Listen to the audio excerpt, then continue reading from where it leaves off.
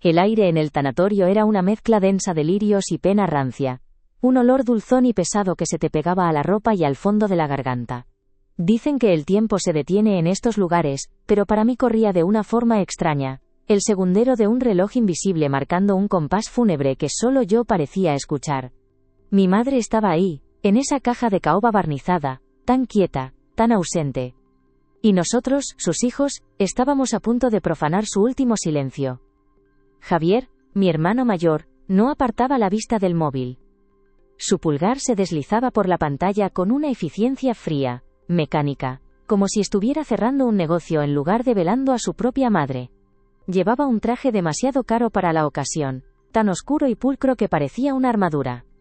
A su lado, Sofía, la pequeña, se retorcía las manos, su rostro una máscara de dolor genuino que contrastaba violentamente con la impaciencia de Javier. Yo estaba en medio como siempre, el puente roto entre la ambición y la melancolía. Observaba el ataúd, intentando encontrar en la madera pulida un último reflejo de ella, de la mujer que nos había dado la vida y que ahora, sin quererlo, nos ofrecía el motivo perfecto para destrozárnosla. El murmullo de los parientes lejanos en la sala contigua era un zumbido sordo, el preludio de una tormenta que yo sentía acumularse en el aire, eléctrica y opresiva. Javier suspiró, un sonido cortante que rasgó el silencio respetuoso. Guardó el teléfono en el bolsillo interior de su chaqueta con un movimiento brusco. No miró el féretro. Nos miró a nosotros. Sus ojos pequeños y calculadores pasaron de Sofía a mí. Se me heló la sangre. Sabía que no iba a hablar de lo mucho que la echaría de menos. Tenemos que hablar, dijo. Su voz no fue un susurro, sino una declaración de intenciones. Sofía levantó la cabeza, sus ojos enrojecidos llenos de incredulidad. Javier, por favor. Ahora no, suplicó en un hilo de voz. Pero él la ignoró, como si su dolor fuera un obstáculo menor en su agenda. Ahora sí, insistió, acercándose un paso. El olor de su colonia cara se mezcló con el de las flores, creando una fragancia nauseabunda. Precisamente ahora, antes de que esto se llene de más gente y empiecen los dramas. La ironía de sus palabras era tan afilada que casi podía sentirla físicamente. Él era el drama que estaba a punto de desatarse. Me interpuse ligeramente entre él y Sofía, un gesto instintivo. ¿Hablar de qué, Javier? Mamá está ahí dentro. No tienes ni una pizca de respeto. Mi voz sonó más dura de lo que pretendía, cargada de un resentimiento que llevaba años fermentando. Él sonrió, una mueca torcida que no llegó a sus ojos. El respeto no paga las facturas, Marcos, y mamá ha dejado muchas. Esa fue la primera piedra. La primera pala de tierra arrojada no sobre su tumba, sino sobre su memoria. La palabra facturas resonó en la pequeña capilla con la obscenidad de una blasfemia. Sofía sollozó en voz baja. ¿Qué facturas? Mamá era una mujer ordenada, siempre lo fue. Javier soltó una risa seca, despectiva. Ordenada era. Pero no sabíais ni la mitad de sus cosas. Creíais que vivía de la pensión y de vender 4 acuarelas en el mercado del pueblo. Se detuvo, paladeando el momento, disfrutando de nuestra confusión. Podía ver en su rostro el placer de tener una información que nosotros desconocíamos. Era su forma de poder, su manera de controlar el tablero incluso antes de que la partida hubiera comenzado oficialmente. Y nosotros éramos solo peones. La casa, dijo finalmente, y la palabra quedó suspendida en el aire, pesada como una lápida. La casa del pueblo. La hipoteca inversa. ¿Os suena? Nos miramos Sofía y yo. La confusión se transformaba en un miedo frío y punzante. Sabíamos que mamá amaba esa casa más que a nada en el mundo. Era nuestro hogar, el único lugar que había sido siempre nuestro refugio. No sé de qué hablas, respondí, aunque una parte de mí ya intuía la catástrofe. Mamá nunca habría puesto la casa en riesgo. Era el legado de los abuelos. Era su vida. Javier se encogió de hombros, un gesto de falsa indiferencia que delataba su triunfo. Pues lo hizo. Y el banco quiere su dinero. O la casa. Tenemos 3 meses para liquidar la deuda. La forma en que lo dijo, sin un atisbo de pena, como si estuviera leyendo el informe del tiempo, hizo que la rabia empezara a bullir en mi interior. No era dolor por la posible pérdida. Era la estrategia de un buitre. Estaba usando la noticia para desestabilizarnos, para ponernos a la defensiva desde el primer minuto. Quería que el miedo nos hiciera dóciles, que aceptáramos cualquier solución que él, el hermano mayor y supuestamente más inteligente, nos presentara sobre la mesa. Pero había algo en su mirada que no encajaba. ¿Y cómo sabes tú todo esto? Pregunté, mi voz un siseo. ¿Cuándo te lo dijo? Porque a nosotros no nos mencionó una sola palabra. Javier evitó mi mirada, y se ajustó el nudo de la corbata. Un gesto nervioso que me alertó. Estaba mintiendo. O, al menos, no estaba contando toda la verdad. Yo me preocupaba por sus finanzas. Alguien tenía que hacerlo, ¿no? Vosotros estabais demasiado ocupados con vuestras vidas bohemias. El desprecio en su voz era palpable. Él, el triunfador, el director de marketing. Nosotros, el fotógrafo y la restauradora de muebles, los artistas sin futuro a sus ojos. La mesa, o en este caso el ataúd, quedó en silencio, un silencio tenso, cargado de acusaciones no dichas. El zumbido de fuera parecía haberse alejado, dejándonos solos en nuestra pequeña burbuja de veneno. Sofía se secó las lágrimas con rabia. No tienes derecho a hablar así. Ni de nosotros ni de ella. Pero Javier ya había cambiado de tercio. Su plan no era solo informarnos, era dirigirnos. Escuchad, no hay tiempo para sentimentalismos. He estado pensando. La única solución viable es vender. Venderlo todo y rápido. El piso de la ciudad, la casa del pueblo, las joyas, los cuadros, todo. Cada palabra era un golpe. Estaba desmantelando la vida de mi madre pieza por pieza, sin la menor ceremonia, con el cuerpo de ella todavía presente. Quería convertir sus recuerdos en efectivo, sus pasiones en un extracto bancario. Y lo peor de todo es que lo decía como si fuera la única opción lógica, como si oponerse fuera una estupidez infantil. No, dije, rotundo. No vamos a vender la casa del pueblo, buscaremos otra forma, pediremos un préstamo, lo que sea. Pero su casa no se toca, era más que ladrillos y tejas. Eran los veranos de nuestra infancia, el olor a leña en invierno, las marcas de nuestra altura en el marco de la puerta de la cocina. Era el último pedazo de ella que nos quedaba. Javier me miró con una lástima fingida. Marcos, sé realista. ¿Con qué dinero? ¿Con lo que ganas vendiendo fotos de bodas? ¿O con los muebles viejos que arregla Sofía? La humillación era su arma más afilada. Siempre lo había sido. Nos conocía bien. Sabía exactamente dónde golpear para hacernos sangrar. Fue entonces cuando Sofía, que había permanecido en un segundo plano, dio un paso al frente. Su rostro ya no mostraba solo dolor, sino una determinación helada que nunca le había visto. Él tiene razón, Marcos, dijo en voz baja. Sentí como si el suelo se abriera bajo mis pies. ¿Ella también? Me giré para mirarla, incrédulo. ¿Qué, Sofía, tú estás de acuerdo con esto? Ella asintió, sin mirarme a los ojos, manteniendo la vista fija en algún punto indefinido del suelo de mármol. No podemos permitirnos una deuda así. Es lo más sensato. La palabra sensato salió de su boca como un veneno. La traición no vino del enemigo esperado, sino del flanco que creía seguro. Me sentí completamente solo, rodeado. Javier sonrió, ahora sí, una sonrisa de victoria plena. Tenía a la pequeña en el bolsillo. El voto estaba decidido. 2 contra 1. ¿Lo ves, Marcos? Si hasta Sofía lo entiende, dijo con suficiencia, dándole una palmada condescendiente en el hombro. Pero había algo en la postura de mi hermana, en su negativa a mirarme, que me decía que aquello no era tan simple. Había algo más. Un miedo, una coacción. ¿Qué le había dicho Javier cuando yo no estaba? No me lo creo, insistí, mi voz temblando de ira y confusión. Tú adorabas esa casa, Sofía. Le prometiste a mamá que cuidarías de su jardín, ¿te acuerdas? La última vez que la vimos, se lo juraste. Las lágrimas volvieron a sus ojos, pero esta vez eran de pura angustia. Negó con la cabeza, como si quisiera espantar mis palabras. Las cosas cambian, Marcos, susurró. Y en ese susurro escuché el eco de una amenaza. Javier había movido sus fichas mucho antes de esta conversación. Había preparado el terreno, se había asegurado de que no tuviéramos escapatoria. La guerra no empezaba ahora.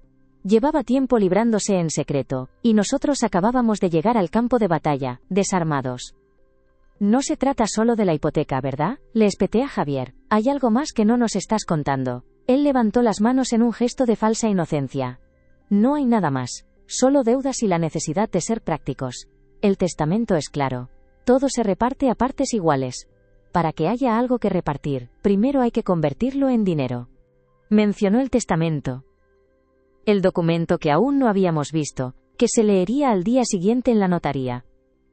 El papel que debía ser la voluntad sagrada de mi madre, pero que en boca de Javier sonaba como el manual de instrucciones para un desguace. Y de repente, una sospecha terrible, irracional, se apoderó de mí. ¿Y si el testamento no decía lo que él esperaba? ¿Y si esta prisa por vender, por liquidarlo todo, era una forma de adelantarse a lo que fuera que estuviera escrito en ese papel?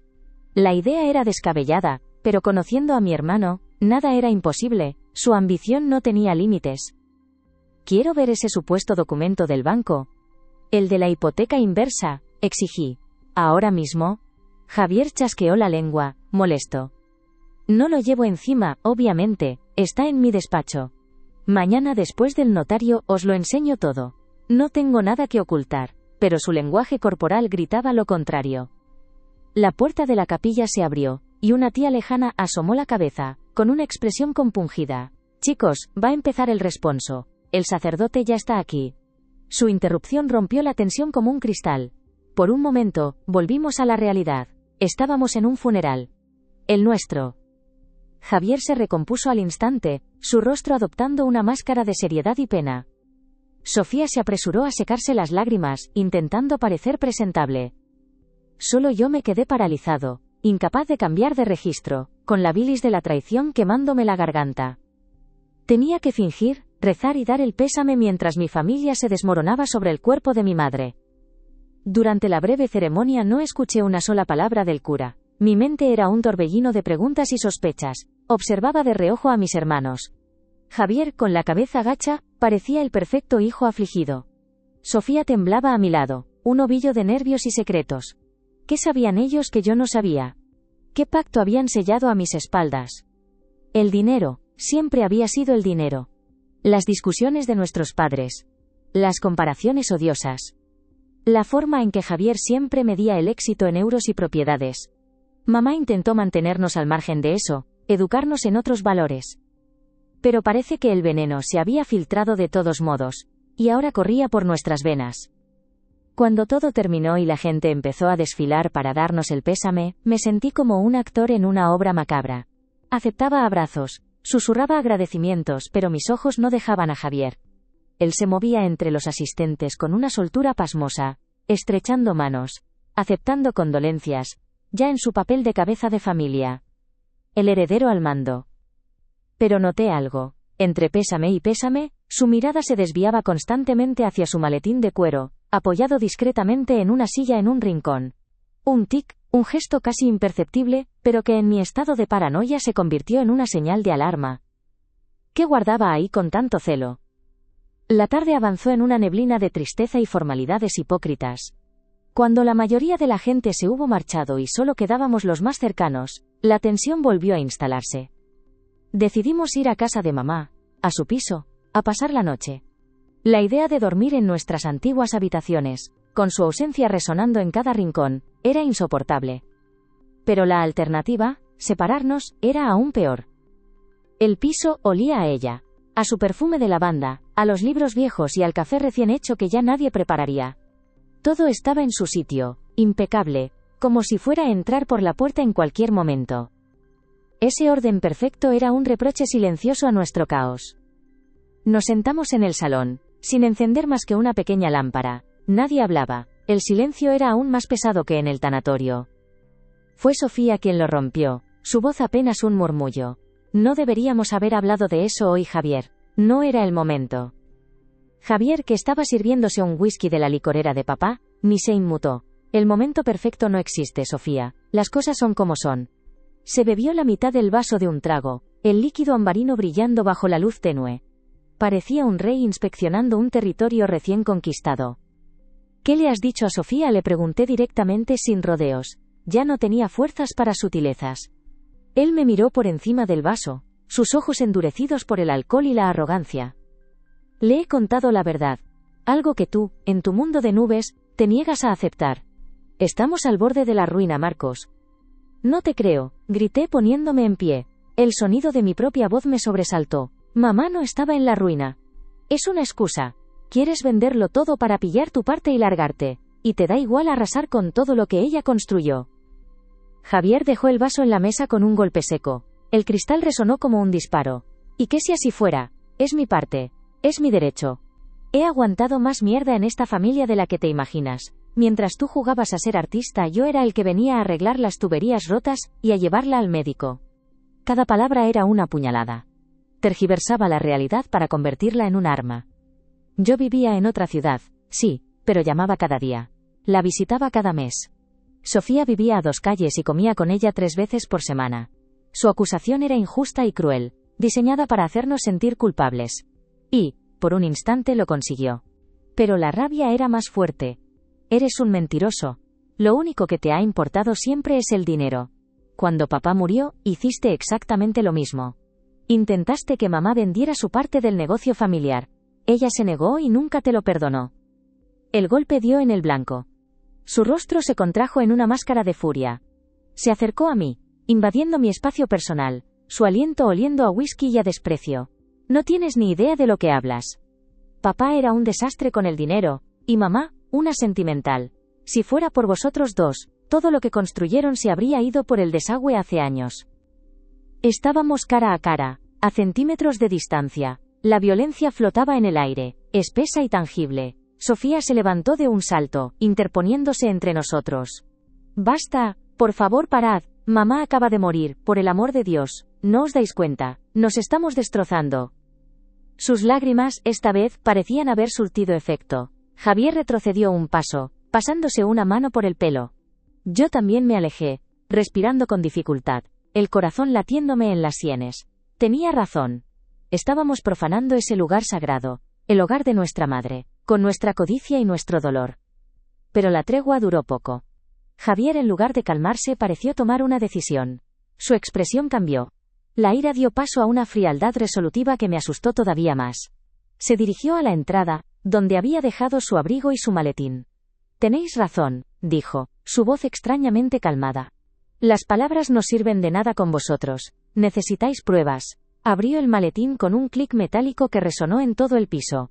Mis ojos se clavaron en sus manos. No buscaba un documento bancario. Sacó una carpeta de cartón vieja y algo desgastada. No era un documento oficial, ni un contrato, era algo personal. La caligrafía en la etiqueta me resultaba vagamente familiar. La abrió sobre la mesa de centro, apartando con brusquedad una foto enmarcada de nosotros tres de niños, sonriendo junto a mamá en la playa. Dentro había varias hojas de papel, escritas a mano, y una carta. Una sola carta en un sobre azul pálido. La letra era inconfundible. Era la letra de mi madre.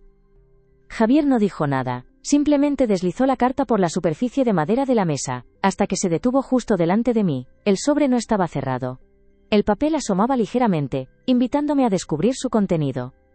Léela, ordenó Javier, su voz desprovista de toda emoción. Léela y luego me dices quién es el mentiroso aquí. Miré a Sofía. Estaba pálida como el papel, sus ojos fijos en la carta con una expresión de puro terror. Ella ya sabía lo que decía. Se lo había contado. Aquella era la amenaza, la razón de su sumisión.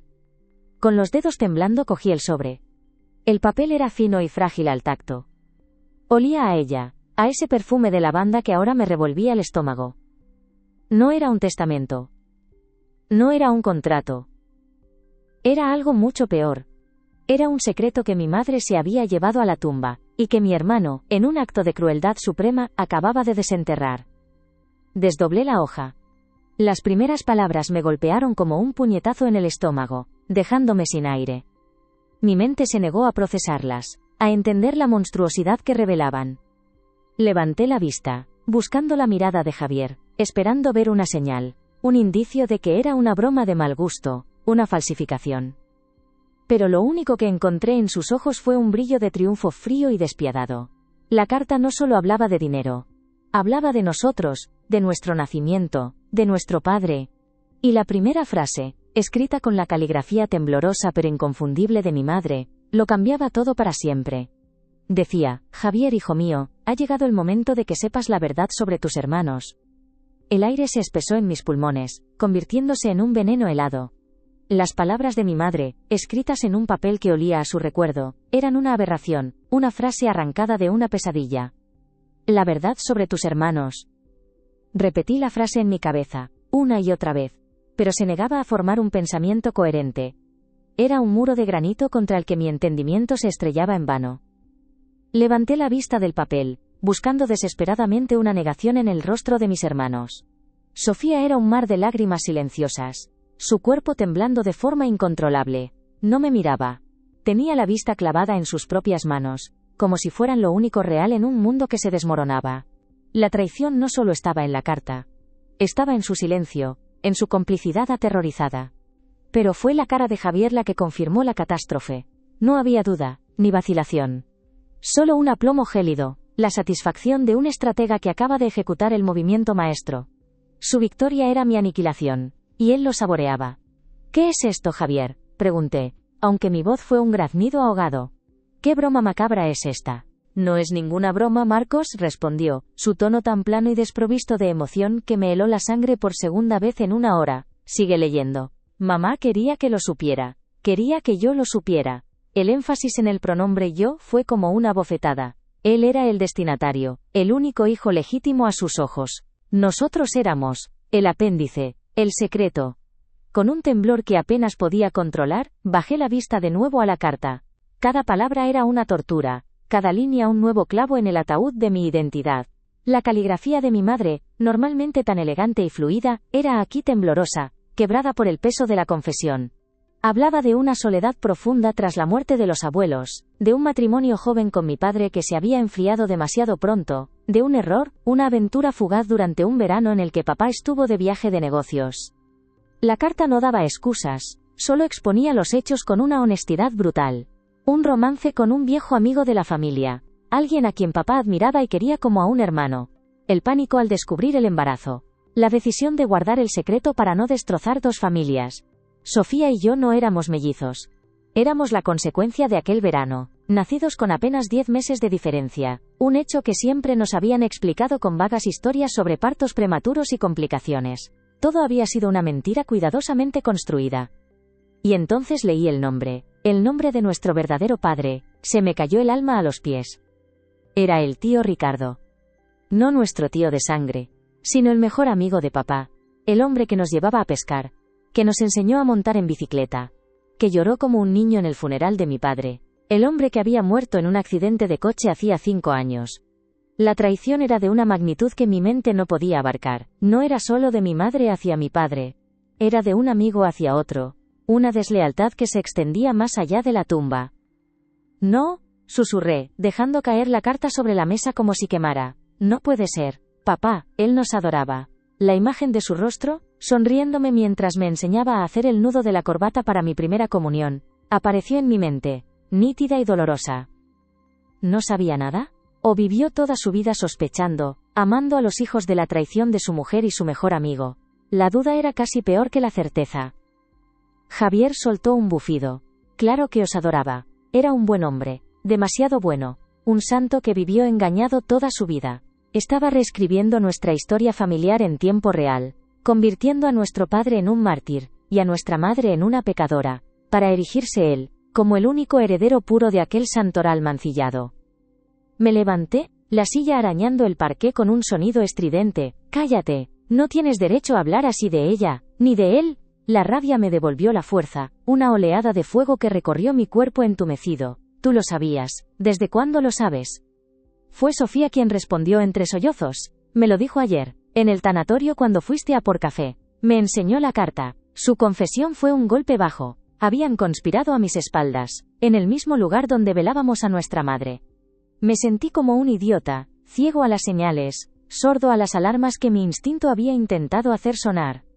«¿Por qué no me dijiste nada?», le pregunté, mi voz rota por la decepción. Ella levantó la cabeza por fin, sus ojos suplicantes. «Me amenazó Marcos.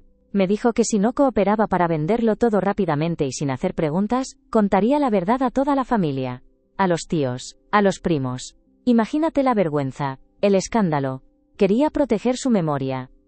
«¿Proteger su memoria?», espeté, girándome hacia Javier. «La estás arrastrando por el fango. Estás usando su secreto más doloroso para chantajearnos, para robarnos lo que es nuestro». «No es vuestro», sentenció él, su voz cortante como el filo de un cuchillo. «Legalmente, no sois hijos de mi padre. Su herencia, la que él dejó a mamá y que ahora nos corresponde es, por derecho de sangre mía. La casa del pueblo era de sus padres, de mis abuelos. No tenéis ningún derecho sobre ella». Ahí estaba, el plan en toda su monstruosa desnudez. No se trataba solo de la hipoteca inversa, que probablemente era una verdad a medias o una mentira completa. Se trataba de desheredarnos, de anularnos, de borrarnos de la ecuación familiar para quedarse con todo. El dinero no era el objetivo, era la herramienta para consumar su poder sobre nosotros. La injusticia era tan abrumadora que por un momento me sentí mareado. Mamá nos quería por igual. Siempre lo hizo. En su testamento, si es que existe, nos habrá dejado a los tres lo mismo, lo sé. Javier sonrió con suficiencia. Puede ser. Pero un testamento se puede impugnar. Y créeme, con esta carta tengo todas las de ganar. Un juez tardaría 5 minutos en darme la razón. Podría alargar el proceso durante años, dejaros sin nada, ahogados en costas judiciales. O podéis ser listos, aceptar mi oferta, venderlo todo, coger una pequeña parte y desaparecer de mi vida. Su oferta. Lo llamaba oferta. Era una extorsión en toda regla. Nos estaba acorralando, dejándonos sin más salida que la rendición. Miré a Sofía, esperando que la crudeza de las palabras de Javier la hiciera reaccionar. Que despertara en ella la misma furia que sentía yo. Pero ella solo negó con la cabeza, derrotada. No podemos luchar contra esto, Marcos tiene razón, nos destrozará. Sentí la soledad más absoluta. Estaba solo en una guerra que ya había perdido antes de empezar a luchar. Mis padres no eran quienes yo creía, mi hermana estaba sometida, y mi hermano era mi verdugo. Avancé hacia él, ciego de ira, sin un plan, solo movido por el impulso primario de borrar esa sonrisa de su rostro. «Eres un monstruo», le susurré, deteniéndome a un palmo de su cara. «Mamá se avergonzaría de ti». Por primera vez, vi un destello de algo en sus ojos. ¿Ira? ¿Dolor? Duró solo un instante, reemplazado de inmediato por su máscara de frialdad. Mamá tomó sus decisiones. Yo estoy tomando las mías, dijo, y para enfatizar sus palabras, volvió a la carpeta que había dejado sobre la mesa.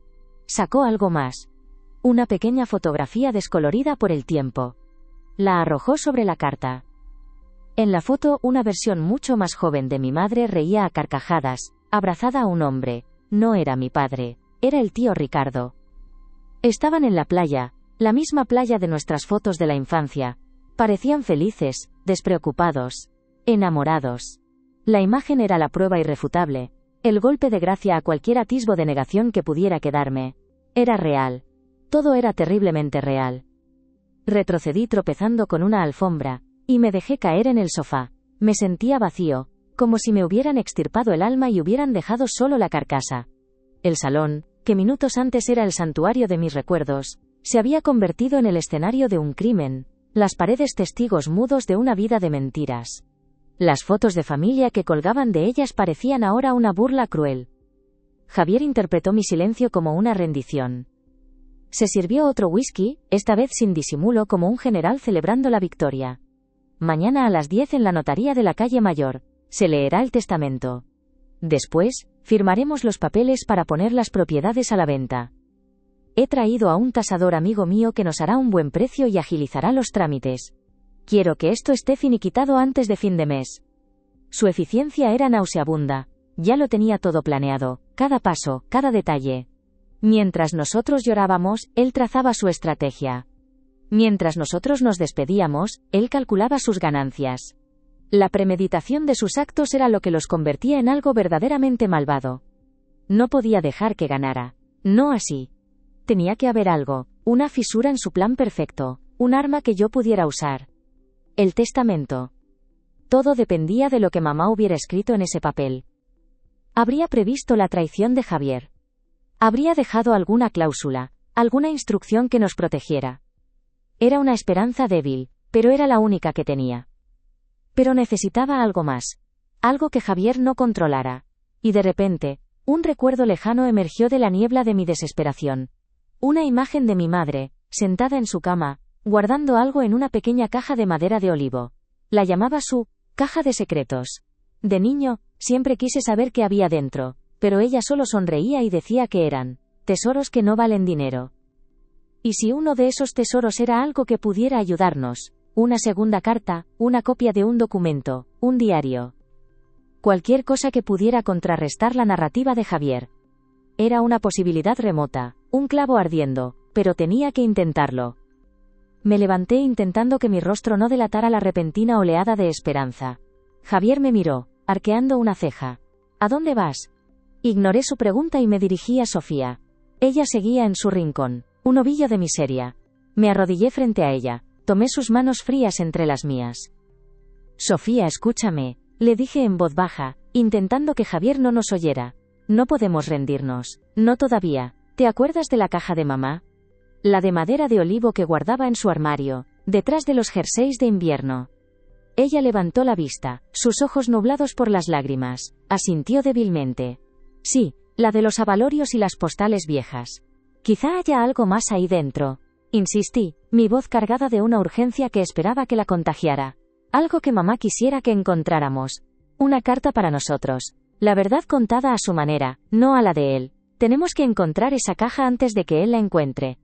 Es nuestra única oportunidad, Sofía. Te lo ruego. Vi un atisbo de duda en su mirada, una pequeña chispa de la hermana luchadora que yo conocía. Por un instante, creí haberla recuperado. Creí que el vínculo que nos unía era más fuerte que el miedo que Javier le había infundido. Asintió de nuevo, esta vez con un poco más de convicción. Está bien, Marcos. La buscaremos. Sentí un alivio inmenso, no estaba solo, éramos 2 contra 1, aún podíamos luchar. Me levanté y le dije a Javier, con una calma forzada. Necesito un vaso de agua. Caminé hacia la cocina, mi mente ya elaborando un plan.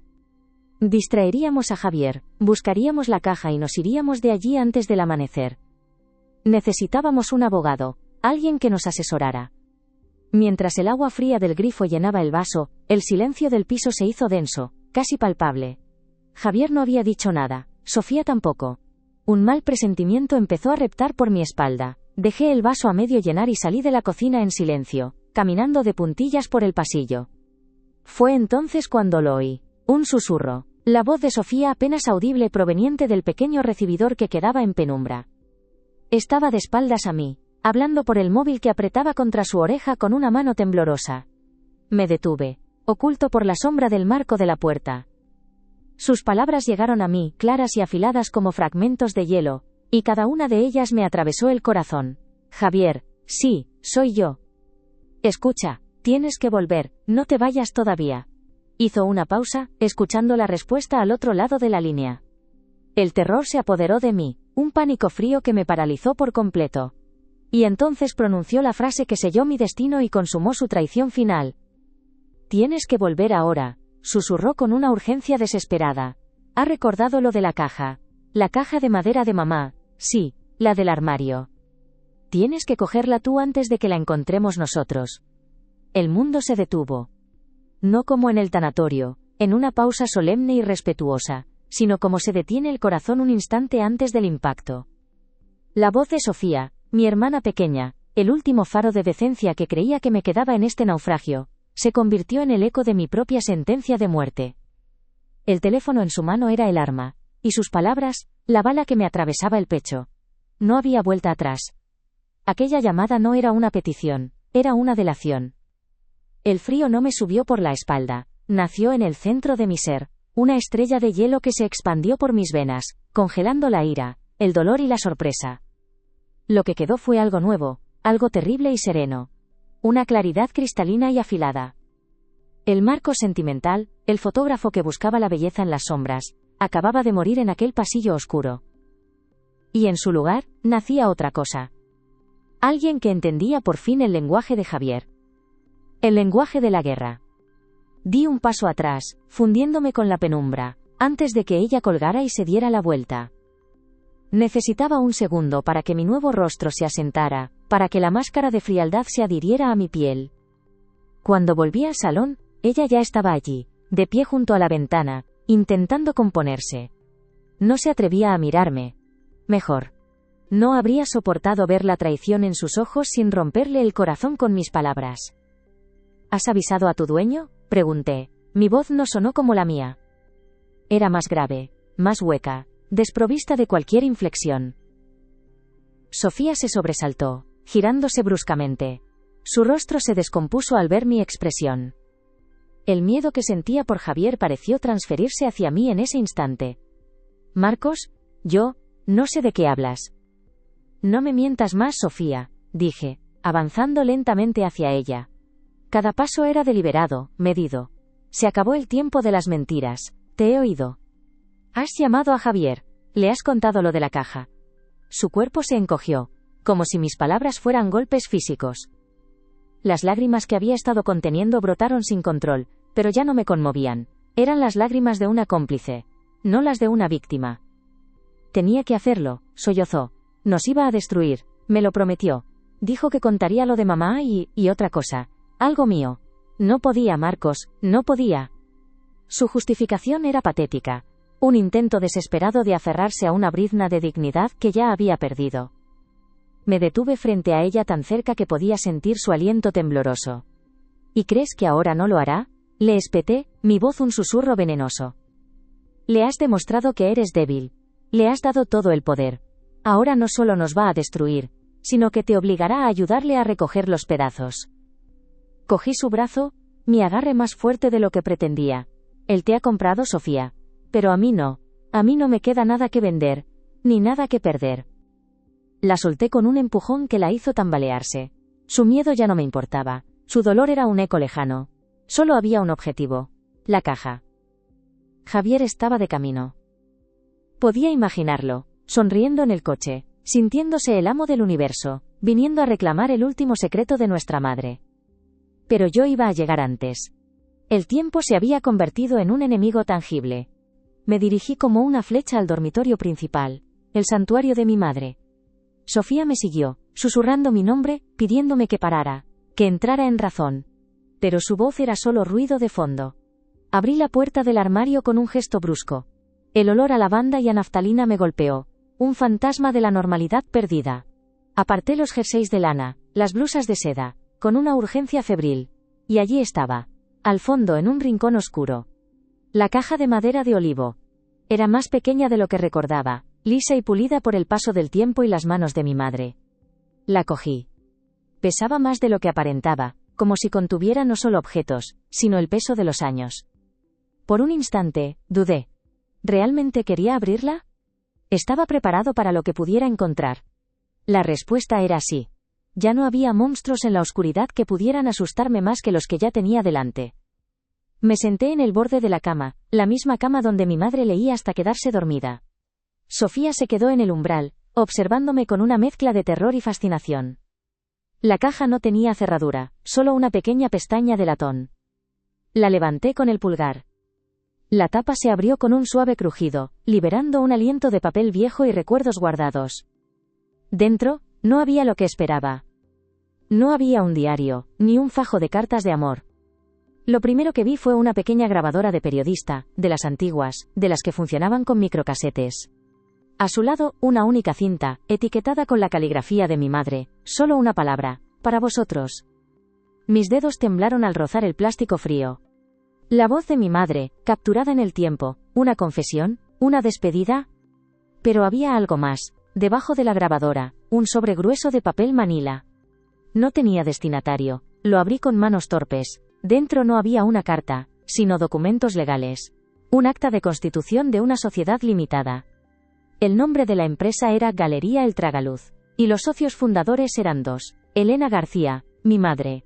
Y un nombre que no había oído en mi vida: Ismael Soler. Una galería de arte. Mi madre pintaba, sí, pero siempre como una afición, un pasatiempo para vender en mercadillos.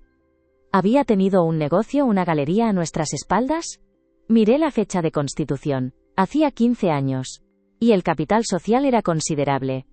¿De dónde había sacado el dinero? El laberinto de secretos se hacía cada vez más profundo, más complejo. Esto no encajaba con la historia de Javier de una mujer al borde de la ruina. Todo lo contrario. ¿Qué es?, preguntó Sofía en un hilo de voz, acercándose por fin. Le mostré los papeles. Su confusión era tan grande como la mía. No entiendo. ¿Mamá tenía un negocio? ¿Con quién? No tuve tiempo de responder. El sonido de una llave girando en la cerradura de la puerta principal nos heló la sangre. Javier había llegado. Y había usado su propia llave, como el dueño de la casa que ya se sentía. Su voz resonó desde la entrada, falsamente jovial. Chicos, ¿dónde estáis? He pensado que necesitábamos hablar con más calma, la calma del verdugo antes de la ejecución. El pánico se apoderó de Sofía.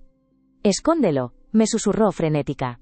Pero ya era tarde. Los pasos de Javier se acercaban por el pasillo. Rápidamente metí los papeles de nuevo en el sobre, y lo deslicé bajo la almohada. Pero la caja, con la grabadora y la cinta, seguía en mis manos. No había tiempo de esconderla. Javier apareció en el umbral. Su sonrisa se desvaneció al instante al ver la caja en mis manos. Sus ojos se clavaron en ella, una mirada de pura codicia y furia. Había llegado tarde. Su plan infalible acababa de encontrar un obstáculo. «Dame eso, Marcos», dijo, su voz perdiendo toda cordialidad, convirtiéndose en una orden seca y peligrosa.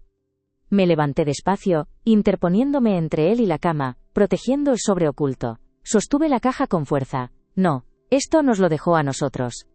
La palabra nosotros fue deliberada, excluyéndolo a él, devolviéndole el golpe. Una chispa de odio brilló en su mirada. No seas estúpido, siseó, dando un paso dentro de la habitación. No sabes en lo que te estás metiendo. Esas cosas son parte de la herencia. Mi herencia. Dámela. Avanzó otro paso. El espacio entre nosotros se redujo, cargado de una electricidad violenta. Sofía retrocedió hasta pegarse a la pared, con la mano en la boca, incapaz de intervenir. Tu herencia, repliqué, mi nueva calma convirtiéndose en un arma. Acabo de descubrir que mamá tenía una galería de arte. Un negocio. Eso también forma parte de las facturas y las deudas de las que hablabas. ¿O se te olvidó mencionarlo? La mención de la galería le impactó. Su rostro se contrajo en una mueca de sorpresa y rabia. Se dio cuenta de que su mentira había sido descubierta. Ya no podía jugar al salvador de la familia. Ahora era, simplemente, un ladrón pillado infraganti. No tienes ni idea de nada. Ese negocio fue una ruina. Otro de los desastres de mamá. Estoy intentando limpiar su desorden, ¿no lo entiendes? Mientes, dije, y la palabra sonó con la fuerza de una convicción absoluta. Todo lo que has dicho desde que entramos en el tanatorio ha sido una mentira para quedarte con todo. Pero se te acabó el teatro, Javier. Fue entonces cuando perdió el control.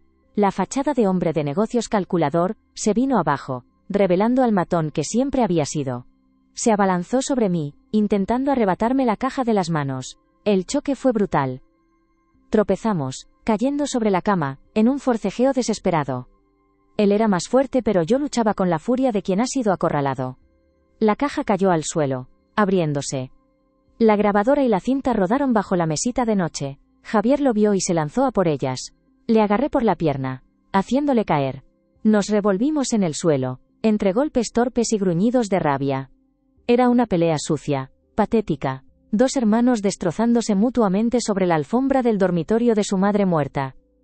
«Parad, por favor, parad», gritaba Sofía, su voz ahogada por el llanto, pero éramos sordos a sus súplicas. Javier consiguió zafarse y me dio un puñetazo en la mandíbula que me hizo ver las estrellas. Aprovechó mi aturdimiento para gatear hacia la mesita. «Es mío», gritó, su rostro congestionado por el esfuerzo y la ira. Metió la mano bajo el mueble, buscando a tientas la cinta. Lo iba a conseguir. Iba a destruir la última prueba, la última esperanza que teníamos. Fue entonces cuando Sofía reaccionó. Quizá fue la visión de la violencia cruda, quizá un último vestigio de lealtad familiar, que se negaba a morir. Cogió lo primero que encontró, una pesada lámpara de cerámica de la mesita, y la levantó. Por un segundo creí que iba a golpearme a mí. Pero su objetivo era otro.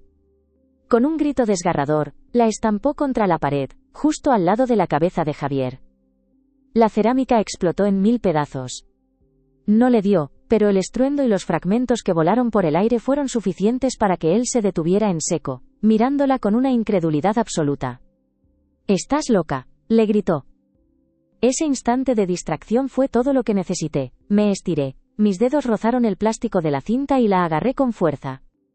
Me puse en pie de un salto, jadeando, con el sabor de la sangre en la boca y el pequeño casete a salvo en mi puño. Lo tenía, fuera lo que fuera, era mío. Javier se levantó también, limpiándose el polvo de su traje caro, ahora arrugado y sucio.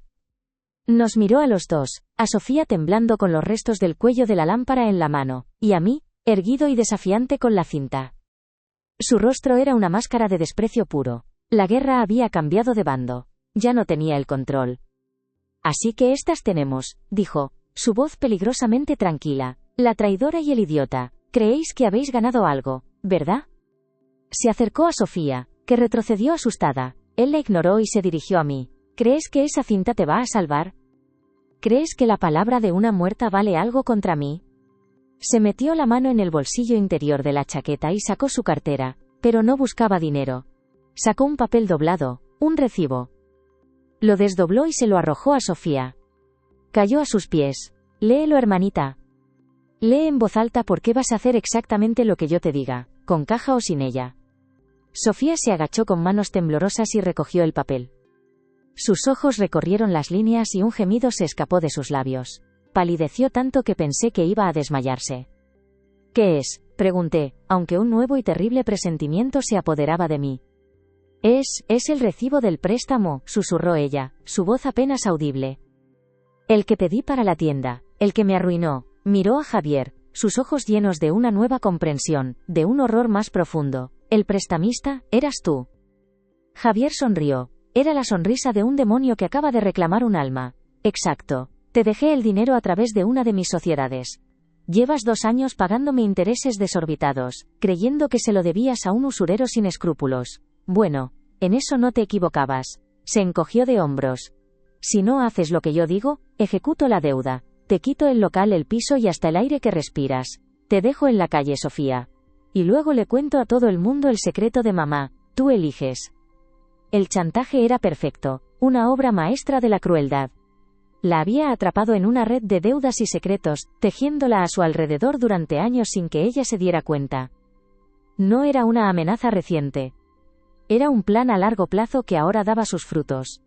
Sofía estaba rota. Derrotada de una forma tan absoluta que no había escapatoria posible. Dejó caer el recibo y se derrumbó en el suelo, sollozando sin consuelo. Javier me miró, triunfante. «Y en cuanto a ti», empezó a decir, señalándome con el dedo. «Dame esa cinta o...». No pudo terminar la frase. En ese preciso instante, el timbre de la puerta sonó. Un sonido claro e insistente, que cortó la atmósfera viciada de la habitación como un bisturí. Los 3 nos quedamos paralizados. ¿Quién podía ser a esas horas de la noche? Nadie sabía que estábamos allí, aparte de nosotros. El timbre volvió a sonar, esta vez más largo, más urgente. Un escalofrío recorrió mi cuerpo. No era una visita casual. Quienquiera que estuviera al otro lado de la puerta venía a propósito. Javier frunció el ceño, visiblemente molesto por la interrupción. «No abráis», ordenó en voz baja. Pero el instinto me dijo que debía hacerlo. Algo en la insistencia de aquella llamada me decía que era importante, que estaba conectado con todo lo que estaba pasando. Caminé por el pasillo, con la cinta aún apretada en mi mano, consciente de que Javier me seguía a unos pasos, tenso y receloso. Miré por la mirilla. En el rellano, bajo la luz amarillenta del pasillo, había una mujer. Tendría unos 60 y tantos años, era elegante, vestida con un abrigo oscuro y un pañuelo de seda al cuello. No la había visto en mi vida. Su rostro era sereno, pero sus ojos tenían una intensidad que me inquietó. Abrí la puerta. Apenas una rendija. ¿Sí?, pregunté, desconfiado. La mujer me miró, luego miró por encima de mi hombro a Javier, y finalmente a la devastación visible del salón. No pareció sorprendida. Era como si esperara encontrar exactamente aquella escena de caos y dolor. «Soy Alba Soler», dijo, su voz firme y clara, sin preámbulos. El apellido me golpeó como un eco. Soler. Ismael Soler. El socio de mi madre en la galería de arte. Elena me dijo que, si algo le pasaba, vendríais aquí. Me dijo que os estaríais destrozando. Hurgó en su bolso y sacó un sobre blanco, sellado. Me lo tendió. Mis ojos se clavaron en el sobre, luego en su rostro. ¿Quién era esta mujer? ¿La esposa, la hermana de aquel socio misterioso? Y me pidió, continuó, su mirada clavándose en la mía con una fuerza inesperada, que os diera esto. Es una copia de su último testamento. El que firmó la semana pasada, el que anula todos los anteriores. El sobre en la mano de aquella mujer, Alba Soler, parecía pesar más que el ataúd de mi madre. Era un objeto imposible, un deus ex machina en el último acto de nuestra tragedia familiar. Javier lo miraba como si fuera una serpiente a punto de morderle. Su plan, tan meticulosamente construido sobre cimientos de mentiras y chantajes, se tambaleaba ante un simple sobre de papel. El mundo había dejado de girar, conteniendo el aliento en el rellano de aquella escalera. «No sé quién es usted, ni qué pretende», siseó Javier, recuperando una pizca de su arrogancia, aunque sonaba hueca, quebradiza. «Pero le aseguro que está cometiendo un delito. El único testamento válido es el que se leerá mañana en la notaría». Intentaba tomar el control, imponer su realidad, pero la calma de Alba era un muro de granito contra el que sus amenazas se estrellaban. Ella ni siquiera le miró. Sus ojos seguían fijos en mí. «Elena sabía que harías esto, Javier», dijo, su voz resonando con una autoridad que no provenía de la ley, sino de la amistad y la confianza. Sabía que tu codicia no tendría límites, por eso tomó precauciones. Me tendió el sobre de nuevo. Marcos, esto es para vosotros, es su última voluntad, la de verdad. Con los dedos aún entumecidos, cogí el sobre. El papel era grueso, de calidad. El sello de lacre de una notaría conocida le confería una autenticidad innegable. Javier dio un paso adelante, su rostro una máscara de furia. ¿Eso es falso? Una falsificación. Mi madre no estaba en condiciones de firmar nada la semana pasada. Estaba moribunda. ¿Estaba lúcida? Le corrigió Alba con una frialdad cortante, más lúcida que nunca. La muerte tiene esa extraña virtud, aclara la mente. Vio con total claridad en quién te habías convertido. Se giró hacia él por primera vez, y en su mirada no había pena, solo un desprecio sereno. Yo fui testigo. Y también lo fue su abogado. Rompí el sello. El sonido del papel rasgándose fue el único ruido en un silencio sepulcral. Dentro había varias hojas grapadas, con el lenguaje impenetrable de los abogados. Pero al final, en un anexo escrito a mano y firmado por mi madre, estaba la esencia de todo. Su letra, aunque algo temblorosa, era firme. Leí en voz alta, mi propia voz temblando al principio, pero ganando fuerza con cada palabra, con cada pieza del puzzle que encajaba en su sitio. La casa del pueblo quedaba legada a Sofía y a mí, en proindiviso, con una cláusula específica que prohibía su venta durante los próximos 20 años. Era su forma de proteger nuestro hogar, nuestro refugio de las garras de Javier. Era un ancla lanzada al futuro para que no nos quedáramos a la deriva. Sentí la mirada de Sofía sobre mí, una mezcla de asombro y una incipiente esperanza. Luego venía la Galería El Tragaluz. Resultó que no era una ruina, sino un negocio próspero y discreto. Mamá la había gestionado durante años a través de Ismael, el marido de Alba, para mantenerla al margen de las garras de Javier. Los beneficios se habían ido acumulando en una cuenta a la que solo ella tenía acceso. Y en el testamento dejaba instrucciones claras. Una parte de ese dinero debía usarse para liquidar de inmediato cualquier deuda personal de sus hijos. Miré a Sofía. La soga que Javier le había echado al cuello acababa de ser cortada de un tajo. El resto de sus bienes, el piso de la ciudad y el dinero de sus cuentas personales, se repartiría a partes iguales entre los tres. Pero había una condición final, una genialidad cruel y justa. Javier solo recibiría su parte si aceptaba el testamento en su totalidad, sin impugnaciones. Si decidía luchar, si se atrevía a sacar a la luz el secreto de nuestro nacimiento para reclamar más, su tercio pasaría automáticamente a una organización benéfica. Lo había desarmado. Le había quitado todas sus balas. Podía elegir entre un tercio de la herencia o nada en absoluto. Y para alguien como Javier, esa elección era una tortura.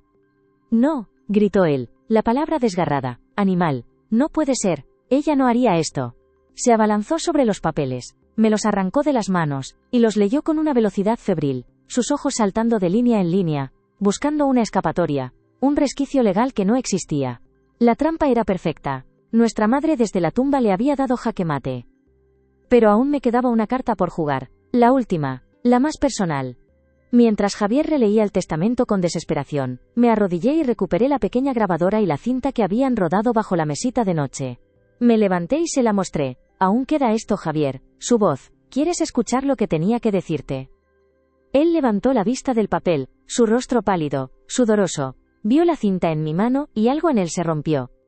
El hombre de negocios, el estratega, el depredador, todo se desvaneció, dejando solo a un niño asustado y rabioso. No quiero oír sus mentiras, gritó, pero su voz delataba su pánico. Tenía miedo de escucharla, miedo de su juicio final. Ignoré sus protestas. Introduje la cinta en la grabadora con una solemnidad casi religiosa. Apreté el botón de play. Un siseo de estática llenó la habitación, y luego, su voz. La voz de mi madre. No era la voz cansada de sus últimos días, sino una voz clara, llena de una tristeza infinita pero también de una resolución inquebrantable. El sonido nos envolvió, nos paralizó. Si estáis escuchando esto, comenzó, es porque he muerto. Y porque como temía la guerra ha empezado. Hizo una pausa, como si eligiera con cuidado sus próximas palabras. Me dirijo a mis 3 hijos, a los que he querido con toda mi alma, aunque a cada uno de una forma distinta y a veces equivocada. Se dirigió primero a nosotros, a Sofía y a mí. Nos contó la verdad, la soledad, el error, el amor prohibido por Ricardo. No pidió perdón, porque sabía que no era excusable, pero explicó su decisión de guardar silencio. Lo hizo para protegernos, para darnos una familia, un padre que nos adoró como si fuéramos suyos. Vuestro padre, el hombre que os crió, dijo con énfasis, fue el mejor hombre que he conocido. Su amor fue el regalo más grande de mi vida, y vosotros fuisteis la prueba de ello. La sangre no hace una familia. La hace el amor, el sacrificio, el estar ahí cada día. No dejéis que nadie os diga lo contrario. Las lágrimas corrían por mi rostro, pero no eran de dolor, eran de alivio, de comprensión. La herida de mi identidad, abierta de forma tan brutal hacía apenas una hora, empezaba a cerrarse, a cicatrizar bajo el bálsamo de sus palabras. Miré a Sofía. Ella también lloraba, pero en su rostro ya no había miedo, solo una profunda emoción. Y entonces, la voz de mi madre se dirigió a Javier, el tono cambió, la ternura se desvaneció, dejando paso a una tristeza severa. Javier, mi primogénito, mi gran dolor. El silencio que siguió a esa frase fue más elocuente que cualquier discurso. Vi la oscuridad en ti desde muy joven. Esa necesidad de poseer, de controlar. Ese resentimiento hacia un padre que, según tú, era demasiado blando, y hacia una madre que era demasiado sentimental. Intenté combatirlo. Intenté enseñarte que el valor de las cosas no está en su precio. Pero fracasé. La voz de mi madre se quebró por un instante. Creíste que no me daba cuenta, ¿verdad? De las pequeñas cantidades que desaparecían de mis cuentas. De las joyas que se perdían. De las firmas que imitabas en cheques de poco valor. Me di cuenta de todo. Y cada vez que lo descubría, se me rompía un trozo del corazón. No dije nada por vergüenza. Por no admitir que mi hijo era un ladrón. Callé, esperando que cambiaras. Esperando un milagro que nunca llegó. El golpe fue definitivo. La puntilla. La revelación no solo nos dejó a nosotros sin aliento, sino que pareció absorber todo el aire de la habitación. Javier se quedó petrificado, su rostro una máscara de cera.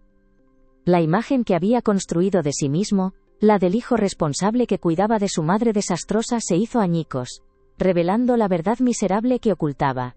Era un parásito, un vulgar ladrón que le robaba a su propia madre. La hipoteca inversa, las deudas, todo había sido una proyección de sus propios fracasos, de sus propios agujeros financieros que tapaba con el dinero de ella. La casa del pueblo, continuó la voz de mi madre, no es solo un montón de ladrillos, es el último bastión de la familia que quise construir. Y no voy a permitir que la conviertas en cenizas para alimentar tu fuego. Te dejo tu parte, Javier, úsala para pagar tus deudas, las de verdad. Y luego por favor busca ayuda. Ojalá algún día entiendas que la herencia más valiosa que os dejo no está en un banco. Está en vosotros. En la posibilidad de que a pesar de todo podáis seguir siendo hermanos. La cinta terminó. El siseo de la estática volvió a llenar el silencio. Nadie se movió. Javier seguía inmóvil, con la mirada perdida. Su mundo se había derrumbado. No por la pérdida del dinero, sino por la exposición pública de su miseria moral. Mi madre no lo había desheredado. Había hecho algo mucho peor. Lo había perdonado. Y al hacerlo, le había mostrado el abismo de su propia insignificancia. Lentamente se dio la vuelta.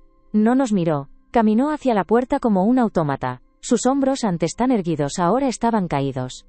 Abrió la puerta, se detuvo un instante en el umbral, sin girarse, y dijo una sola palabra, tan baja que casi no la oímos. Lo siento. Y se fue. La puerta se cerró tras él con un clic suave, definitivo. No supimos si el perdón era para nosotros o para el fantasma de mi madre. Quizá para ambos. Quizá para nadie.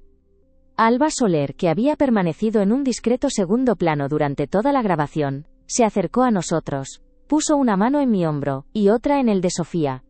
Vuestra madre era una mujer extraordinaria, dijo con voz suave. Y os quería más que a nada en el mundo.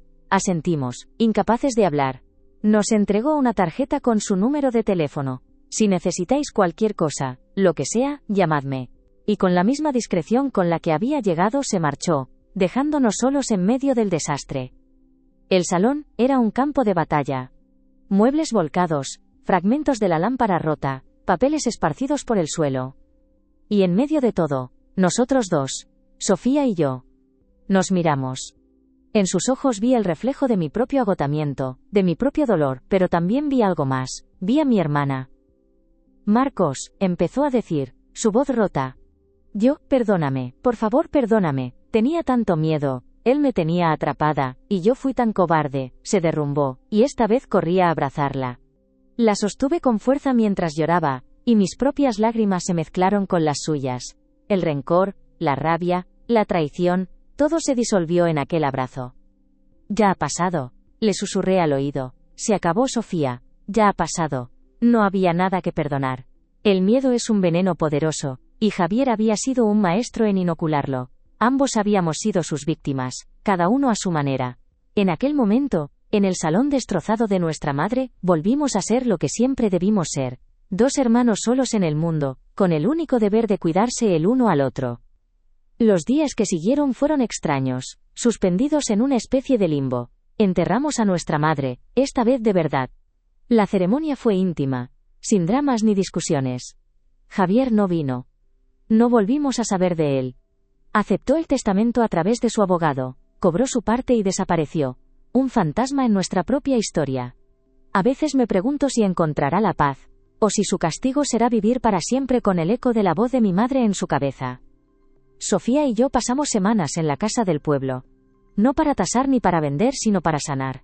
Limpiamos, ordenamos, abrimos las ventanas para que entrara el aire fresco.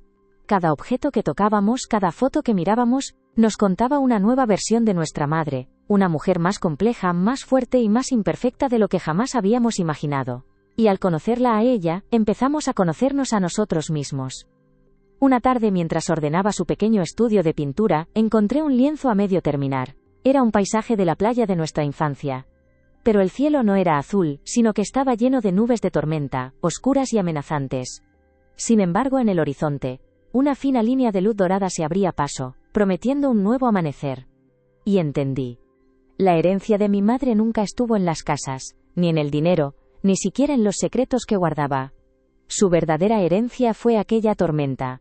Nos la dejó para que, al atravesarla, el viento se llevara las mentiras, la lluvia limpiara las heridas, y el trueno rompiera los silencios que nos estaban matando. Nos obligó a destrozarnos para poder reconstruirnos sobre cimientos más sólidos, los de la verdad. Dicen que la sangre tira mucho, que los lazos familiares son irrompibles. Pero aquella noche, en el funeral que no fue una despedida sino un campo de batalla, aprendí que no es así. Los lazos de sangre pueden ser los más frágiles, los más fáciles de envenenar con la codicia y el resentimiento. Los verdaderos lazos, los que perduran, no los crea la sangre. Los forja la confianza, se templan en el fuego de la traición, y se vuelven irrompibles solo cuando eliges perdonar. Aquella noche perdimos a un hermano, pero recuperamos una familia. Y ese, al final, fue el único legado que importaba.